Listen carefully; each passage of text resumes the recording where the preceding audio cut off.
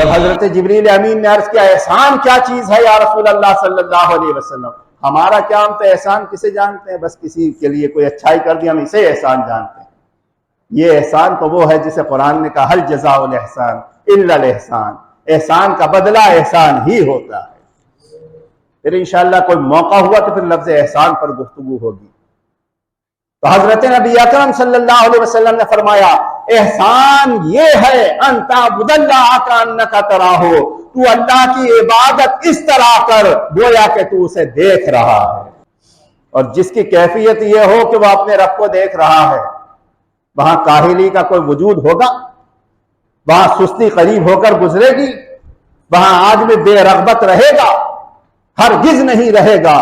ارے اس لیے کہ اللہ والوں کا تو عجیب حال ہے، میں تمنائے دیدار پوری کروں، اے اجل تیرے آنے میں کیا دیر ہے۔ جب اس کے حبیب سے محبتوں کا یہ عالم ہے تو پروردگار عالم کے دیدار کی محبتوں کا عالم، چاہتوں کا عالم، طلب کا عالم کیا ہوگا۔ فرمایا نماز اس طرح پڑھو گویا کہ کانک تراہ، گویا کہ تم اس کو دیکھ رہے۔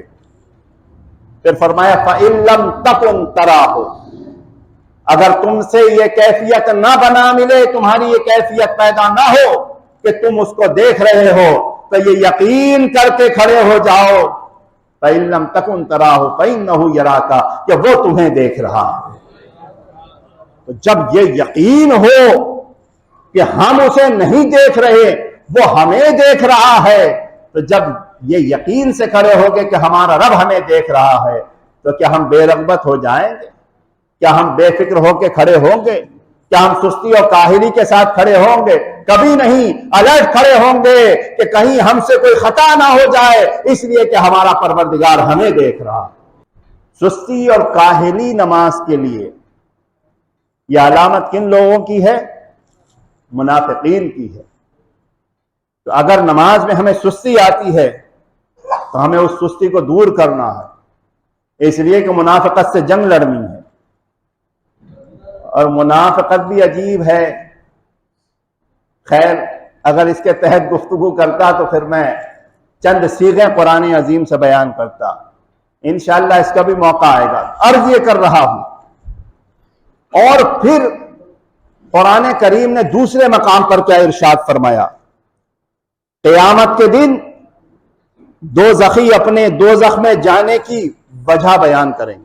دیکھیے نماز جو ہے یہ قبر میں نور ہے ہمارے لیے۔ ایک روایت کہ جب قبر میں بیداری ہوگی تو اندھیرا ہوگا، گھبراہٹ پیدا ہوگی، وحشت ہوگی، اور اس وحشت کے عالم میں اچانک قبر روشن ہو جائے گی۔ جب روشن ہوگی تو ایک نورانی چہرہ سامنے ہوگا، اس سے پوچھا جائے گا کہ تو یہ نورانی چہرہ تو نے میری اس عالم میں قبر کے اندر آ کر مدد کی ہے، جبکہ کوئی پرسان حال نہ تھا، تو نے میری قبر کو نور سے منور کر دیا ہے، اے روشن چہرہ تو ہے کون؟ تو اس چہرے سے آواز آئے گی میں تیری وہ نماز ہوں جسے تو نے دنیا میں ادا کیا تھا، آج قبر میں قبر کی روشن۔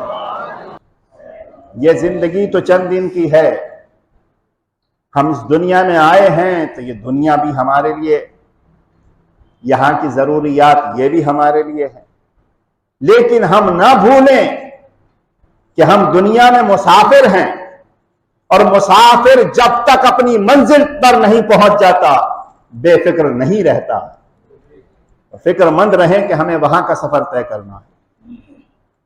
تو قیامت کے دن دوزخی اپنے دوزخ میں جانے کی وجہ بیان کریں گے۔ قرآن کہہ رہا ہے وہ وجہ کیا بیان کریں گے؟ لم نکو من المصلین، اور وہ کیا کہیں گے کہ ہم نماز پڑھنے والوں میں سے نہیں تھے اس لیے جہنم میں چلے گئے۔ لم نکو من المصلین، اور جو شخص نماز پڑھتا ہے پابندی سے، اس کو حضور علیہ الصلوۃ والسلام کی طرف سے وہ خوشخبری۔ یہ حدیث پاک مسند دارمی میں بھی ہے، مسند احمد میں بھی ہے، مشکاۃ شریف میں بھی ہے۔ عن النبی صلی اللہ علیہ وسلم انہ ذکر امر الصلاۃ، یومن، حضور علیہ الصلوۃ والسلام سے مروی ہے کہ ایک روز آپ نماز کا ذکر فرما رہے تھے، فقال، تو آپ نے فرمایا، من حافظ علیہا کانت لہ نورا و برہانا و نجاتا الی یوم القیامہ، فرمایا جو نماز کی پابندی کرتا ہے تو یہ نماز اس کے لیے نور بن جائے گی، برہان بن جائے گی، نجات بن جائے گی قیامت کے دن۔ آپ نماز یوں ہی نہ سمجھیں کہ بس ہم یہاں پر 2 رکعت پڑھ رہے ہیں، 4 رکعت پڑھ رہے ہیں، 8 رکعت پڑھ رہے ہیں، 17 رکعت پڑھ رہے ہیں تو بس یوں ہی اپنا ٹائم پاس کر رہے ہیں، نہیں۔ فَمَن يَعْمَلْ مِثْقَالَ ذَرَّةٍ خَيْرًا يَرَهُ، اللہ فرماتا ہے ایک مثقال، ایک رائے کے دانے کے برابر بھی تم نے نیکی کی ہے تو کل میدان حشر میں اسے بھی فراموش نہیں کیا جائے، ہمارے کام آئے۔ ہاں، تو فرمایا کہ جس نے نماز کی پابندی کر رہا ہے تو یہ نہ سمجھے کہ وہ یوں ہی پڑھ رہا ہے، بلکہ یہ نماز اس کے لیے میدان محشر میں قیامت کے دن نور بھی ہوگی، برہان بھی ہوگی، دلیل بھی ہوگی اور نجات بھی ہوگی۔ اتنی بڑی بات، لیکن پھر آگے ارشاد فرمایا، وَمَن لَّمْ يُحَافِظْ عَلَيْهَا لَمْ تَكُن لَّهُ نُورًا وَلَا بُرْهَانًا وَلَا نَجَاتًا وَكَانَ يَوْمَ الْقِيَامَةِ مَعَ قَارُونَ وَفِرْعَوْنَ وَهَامَانَ وَأُبَيِّ بْنِ خَلَف، اور فرمایا جو نماز نہیں پڑھتا، جو نماز کی پابندی نہیں کرتا، فرمایا قیامت کے دن نہ تو اس کے لیے نور ہوگا، نہ کوئی برہان ہوگی، نہ اس کے لیے کوئی نجات ہوگی۔ ہاں وہ قیامت میں ہوگا تو مگر قارون کے ساتھ ہوگا، فرعون کے ساتھ ہوگا، حامان کے ساتھ ہوگا، ابی ابن خلف کے ساتھ ہوگا۔ اب آپ کی مرضی ہے کس کے ساتھ رہنا چاہتے ہو۔ اگر حشر میں چاہتے ہو کہ ہمارے لیے نور بن جائے، حشر میں چاہتے ہو کہ ہمارے پاس برہان ہو، دلیل ہو، حشر میں چاہتے ہو کہ ہمارے پاس نجات ہو، تو سرمایہ یہی ہے، الدنیا مزرعۃ الآخرہ، یہ دنیا آخرت کی کھیتی ہے، یہاں بو دو تو وہاں پر کاٹ لو گے۔